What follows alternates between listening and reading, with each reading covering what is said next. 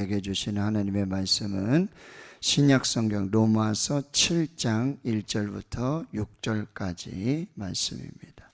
신약성경 247페이지 신약성경 로마서 7장 1절부터 6절까지 하나님의 말씀 함께 읽겠습니다. 형제들아, 내가 법 아는 자들에게 말하노니 너희는 그 법이 사람이 살 동안만 그를 주관하는 줄 알지 못하느냐? 남편 있는 여인이 그 남편 생전에는 법으로 그에게 매임바 되나 만일 그 남편이 죽으면 남편의 법에서 벗어나느니라. 그러므로 만일 그 남편 생전에 다른 남자에게 가면 음녀라. 그러나 만일 남편이 죽으면 그 법에서 자유롭게 되나니 다른 남자에게 갈지라도 음녀가 되지 아니하느니라. 그러므로 내 형제들아, 너희도 그리스도의 몸으로 말미암아 율법에 대하여 죽임을 당하였으니 이는 다른 이 곧 죽은 자 가운데서 살아나신 이에게 가서 우리가 하나님을 위하여 열매를 맺게 하려 함이라.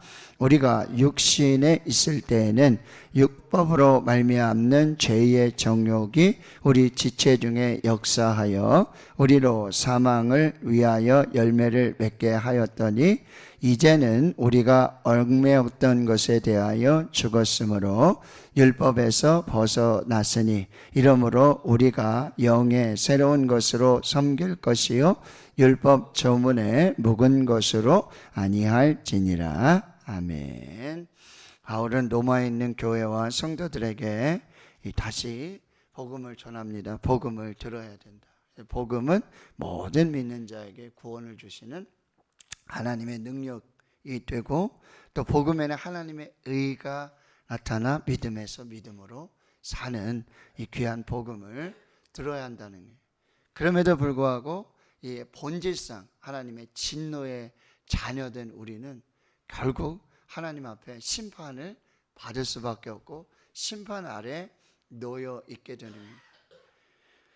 모든 사람이 죄를 범하였음에 하나님의 영광에 이르지 못하고 의인은 없나니 하나도 없어요. 그래서 유대인이든 헬라인이든 유대인이든 이방인이든 죄 아래에서 죄의 영향에서 죄의 지배 속에 죽을 수밖에 없는 그런 죄인이에요.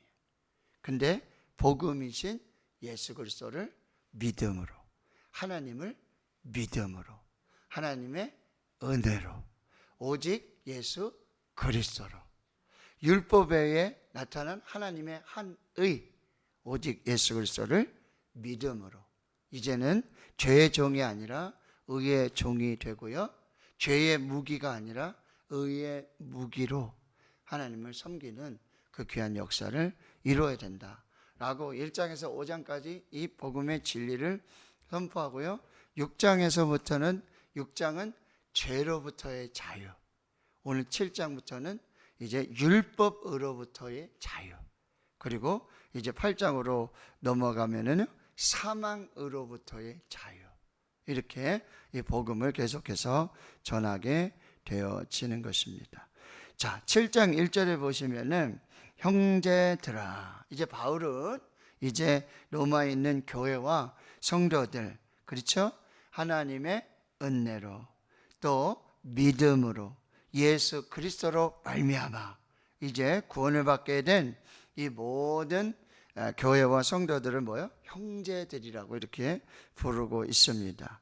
자, 내가 법 아는 자들에게 말하노니 너희는 그 법이 사람이 살 동안만 그를 주관하는 줄 알지 못하느냐?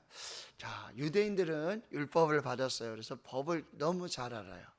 그러니까 내가 당신들 법을 잘 알고 있는데 이 법에 대해서 내가 조금 한번 설명을 하겠다는 거예요. 근데 여러분 보세요. 이제 세상 법정에서도 보면은 이렇게 법에 따라서 이제 재판을 이렇게 받게 되는데, 여러분 그 재판을 받는 당사자 중에 누가 한 명이 죽는다든지 그러면요 더 이상 재판을 진행하지 않아요. 일사부재리의 원칙이라고 해서 뭐 과거에 사람도 없는데 죽었는데 이런 문제들로 다시 그 문제에 대해서 재판을 진행하지 않아요. 그냥 재판이 종료가 되는 거예요. 끝나는 거예요. 더 이상 법의 효력이 없어지게 되는 거죠. 그와 마찬가지로 이제 바울은 아주 독특한 비유를 하고 있는데 2절과 3절의 말씀이에요. 여기 보세요. 이제 남자와 여자가 만나서 여러분 사랑을 하게 되고 결혼을 하게 돼요.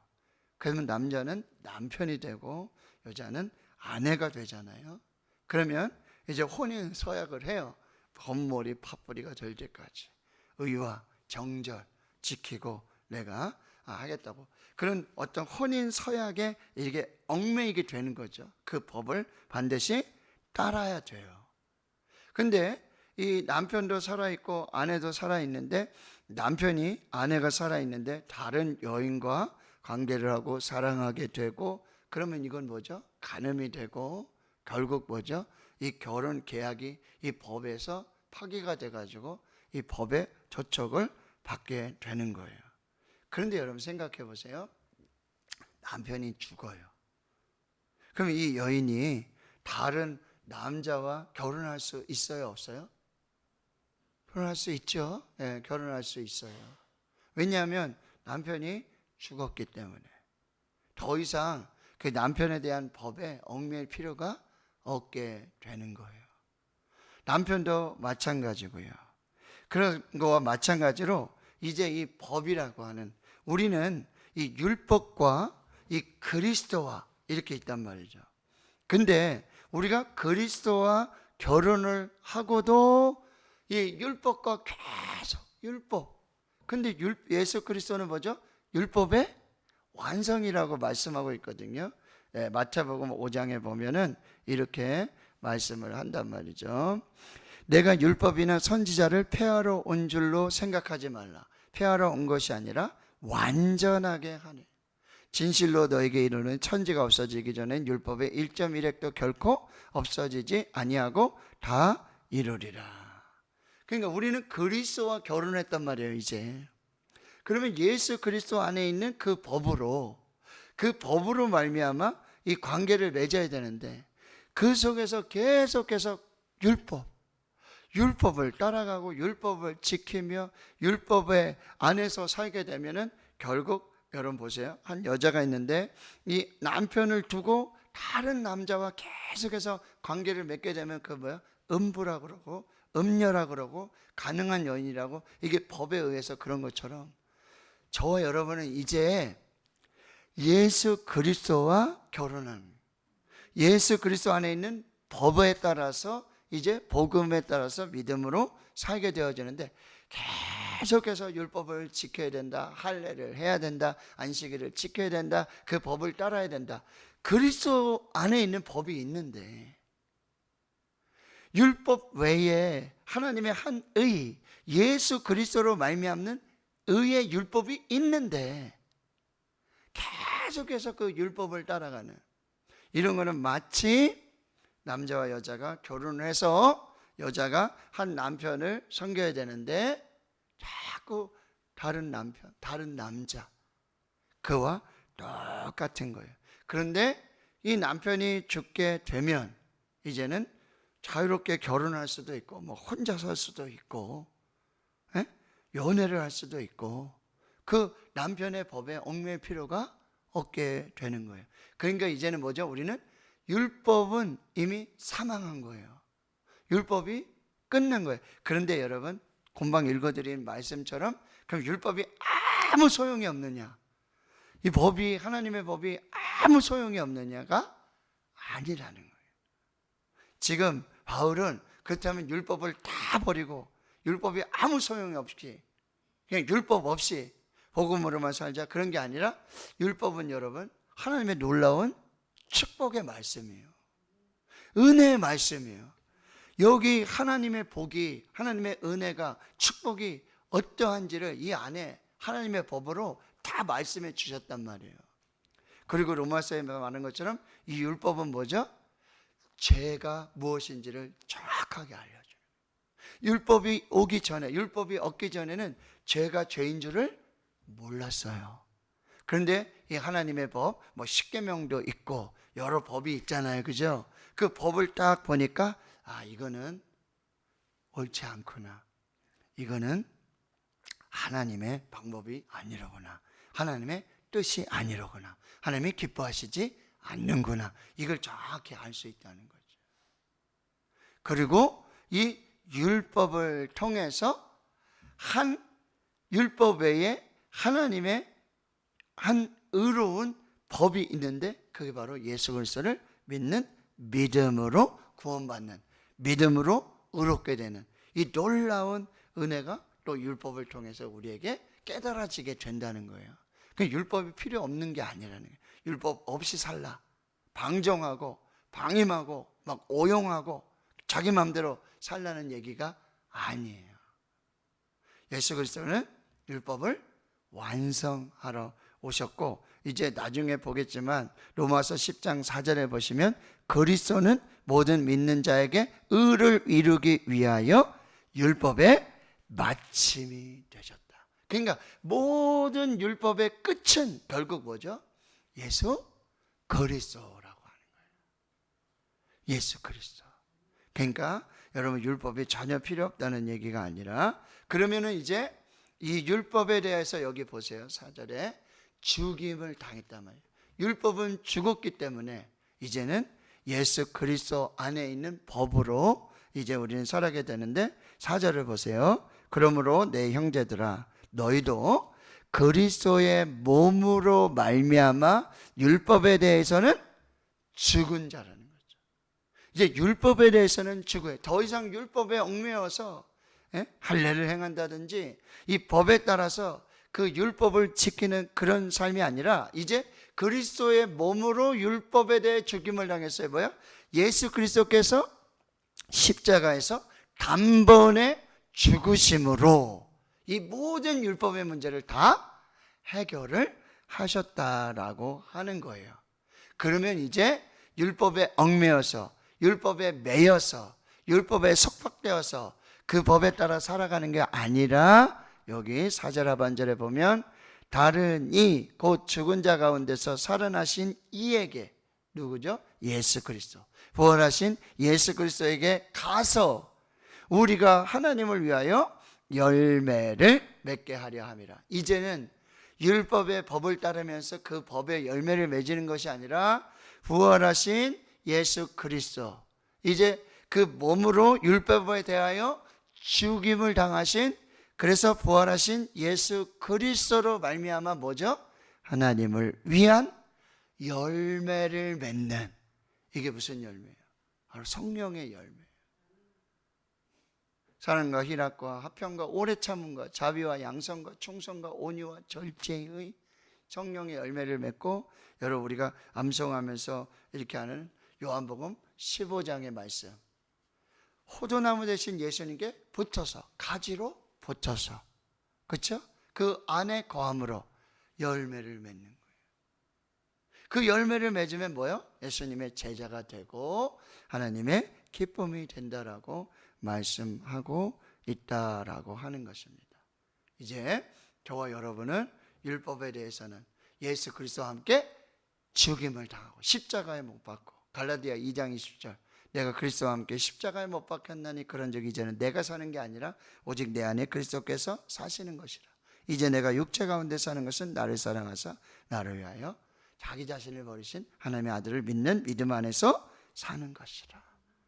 예수로 죽고 예수로 사는, 그래서 예수 안에 거해서 예수님과 함께 생명을 살고 그 열매를 맺는, 성령의 열매 맺는 그 복된 삶으로 모여 나아가라. 율법에 얽매여 있지 말고, 율법에 발목 잡혀 그렇게 살지 말고, 그렇게 말씀하는 거예요. 자, 5절 보십시오. 우리가 육신에 있을 때는 율법으로 말미암는 죄의 정욕이 우리 지체 중에 역사하여 우리로 뭐야? 사망을 위하여 열매를 맺게 되었어요. 우리가 육신에 있을 때는 복음 안에 있지 않고 예수 안에 있지 않고 그 안에 있지 않을 때는 그 율법에 따라 살아야 되는 거예요. 그런데 그 율법은 뭐죠? 사망의 열매를 맺게 하는 거라는 거예요.